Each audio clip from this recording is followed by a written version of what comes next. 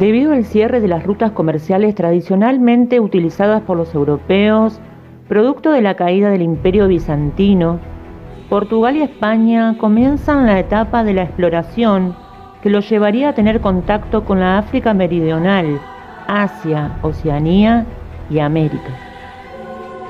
La conquista de América son procesos de exploración, ocupación y poblamiento del continente americano por las principales potencias de Europa.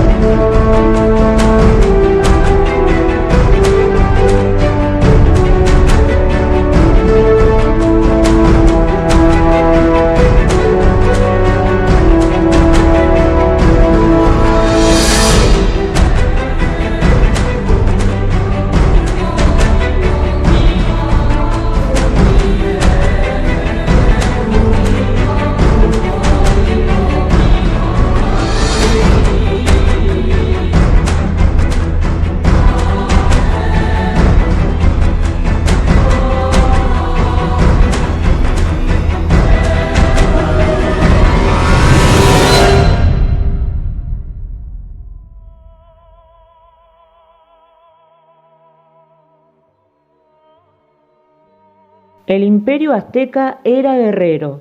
Tenía a su dominio más de 300 pueblos que pagaban tributo al Tlatoani, jefe supremo. Muchos de estos pueblos no estaban de acuerdo con pagar este tributo. Moctezuma, Tlatoani emperador azteca, se cuenta que antes de la llegada de los españoles, tuvo 8 presagios que anunciaba el final azteca y el sufrimiento de su pueblo.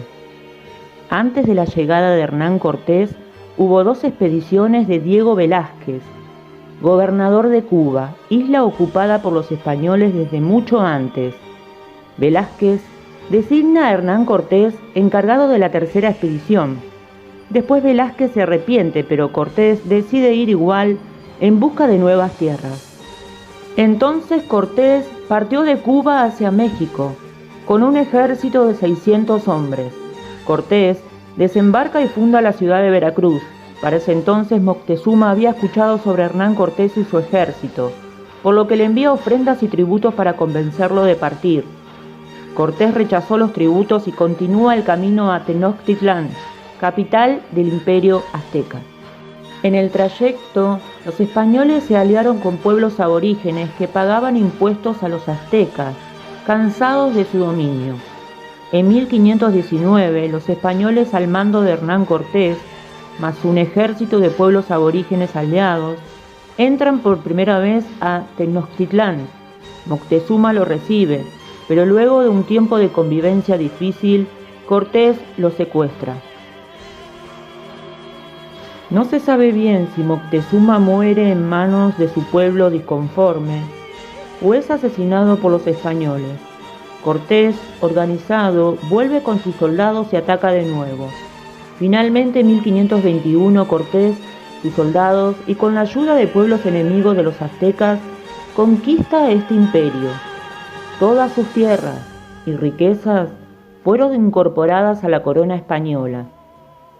Así fue como terminó este imperio de feroces guerreros.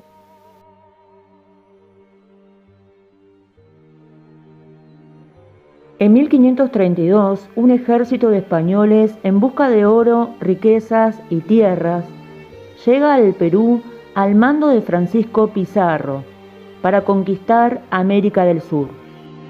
En el siglo XV el imperio inca ya llevaba larga data de su ocupación en esa zona, pero en entonces vivía su máximo esplendor.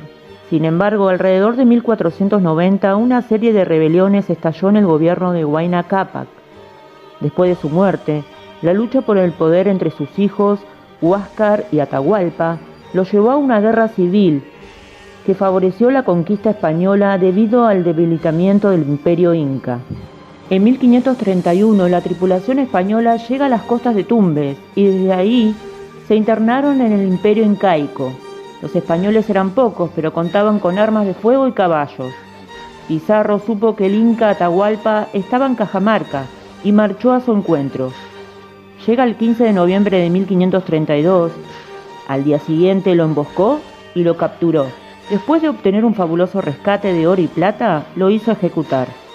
Los españoles volvieron a Cusco, centro del imperio incaico, y proclamaron al nuevo monarca Manco Inca, con la intención de convertirlo en un rey aliado de ellos. Sin embargo, Manco encabeza una guerra de reconquista para recuperar sus tierras. Manco causó varias bajas españolas, pero se retiró a las montañas de Vilcabamba e instala la sede de la monarquía incaica.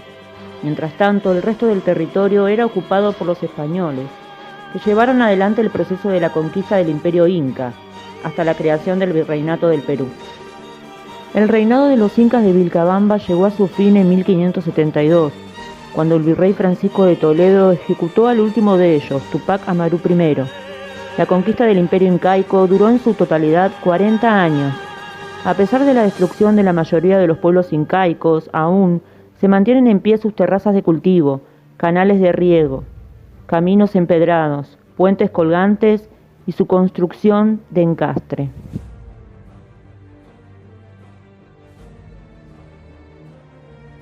El primer contacto entre los españoles y la civilización maya data en el año 1527, cuando los mayas dejó de ser gigantesca y esplendorosa civilización.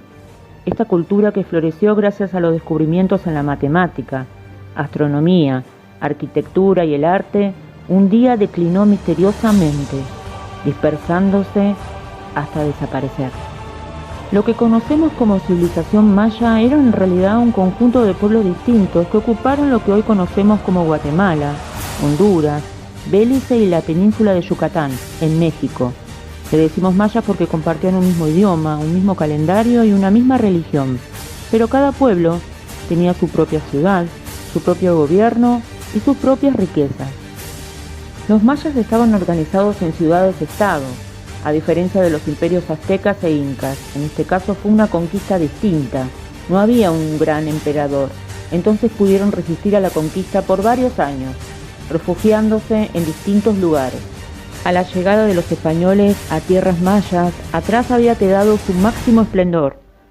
Los investigadores sostienen una teoría. En esos últimos años, los mayas se ocuparon de agrandar su poder militar, con el fin de dominar a las ciudades vecinas. Tantas guerras generaron muchas muertes y mucha destrucción. Varios años de sequía hizo que los sobrevivientes mayas tuvieran que abandonar sus hogares y emigrar a otros lugares. Entonces, en el año 1527, cuando llegaron los españoles, unas pocas ciudades debilitadas se disputaban el poder de Yucatán, pero no fue tan fácil para los conquistadores españoles, porque los mayas tenían muchas ciudades, pero no poseían un gobierno centralizado. Los españoles tuvieron que combatirlos pueblo por pueblo, y así demoraron casi 200 años en conquistarlos. Finalmente cayeron los mayas, uno de los pueblos más deslumbrantes de América precolombina.